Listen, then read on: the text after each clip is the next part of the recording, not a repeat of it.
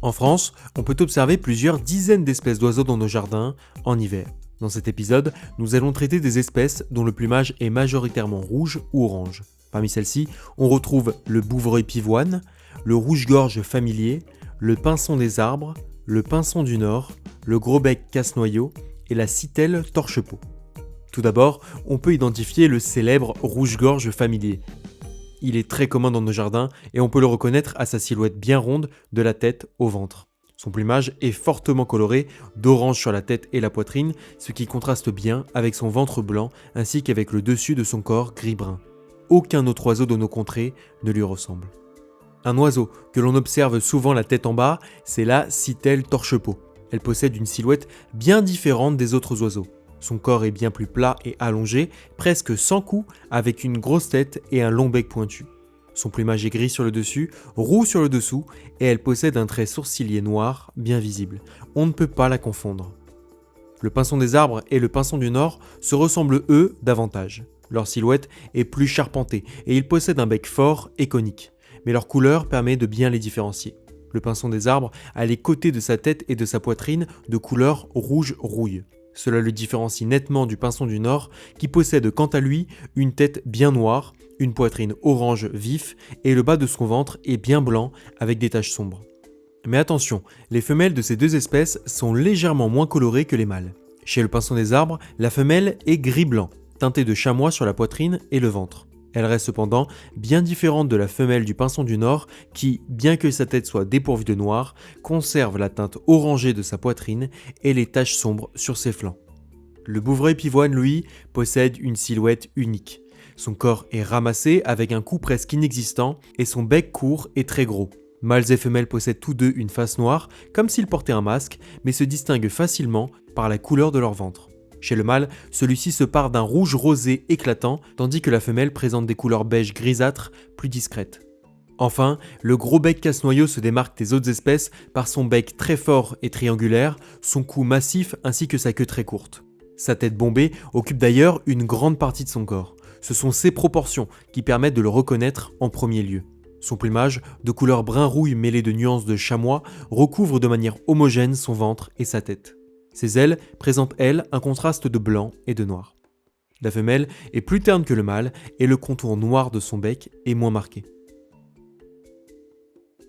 Pour résumer, si l'oiseau que vous observez présente une poitrine et une face orange vive bien délimitées, avec une silhouette ronde, alors c'est sans hésitation un rouge-gorge familier. Si votre oiseau est gris sur le dessus, roux sur le dessous, avec une silhouette allongée et un long bec pointu, alors il s'agit d'une citelle torche-peau. Elle possède également un trait noir bien marqué traversant son œil. Si l'oiseau dans votre jardin présente une silhouette trapue et ramassée, avec un bec court et gros et une face noire, alors c'est un bouvreuil pivoine. Chez le mâle, le ventre et la poitrine sont vivement colorés de rouge rosé. Chez la femelle, le dessous est plutôt beige grisâtre. Maintenant, si l'oiseau possède un bec très massif et triangulaire, une grosse tête et un cou épais, alors vous êtes en présence d'un gros bec casse-noyau. Son plumage est brun-rouille et chamois de façon assez homogène, avec des ailes contrastées de noir et de blanc. Enfin, si votre oiseau a une silhouette charpentée, avec un bec conique et qu'il présente des teintes orangées ou rouge-rouge sur la poitrine, alors il s'agit soit d'un pinson des arbres, soit d'un pinson du Nord.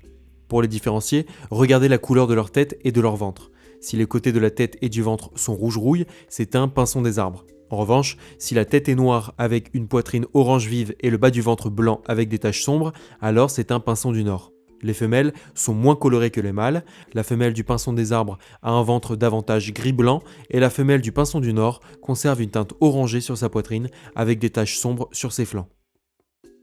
Bon, je pense que vous savez tout, alors on passe aux exos. Et non, avant de passer aux exos, je voulais vous remercier vous, les premiers tipeurs qui nous aident à créer ce contenu disponible gratuitement. Si d'ailleurs vous appréciez ces vidéos et que vous voulez nous soutenir, n'hésitez pas, on a vraiment besoin de vous. On est une petite équipe d'écologues et naturalistes passionnés et on compte faire plein d'épisodes en ligne pour faciliter l'identification des espèces. Donc vous pouvez nous aider via le site Tipeee et même à hauteur de 1 euro. 1 euro par mois, c'est pas grand chose et ça serait vraiment déjà génial. Donc n'hésitez pas. Bon allez, on reprend.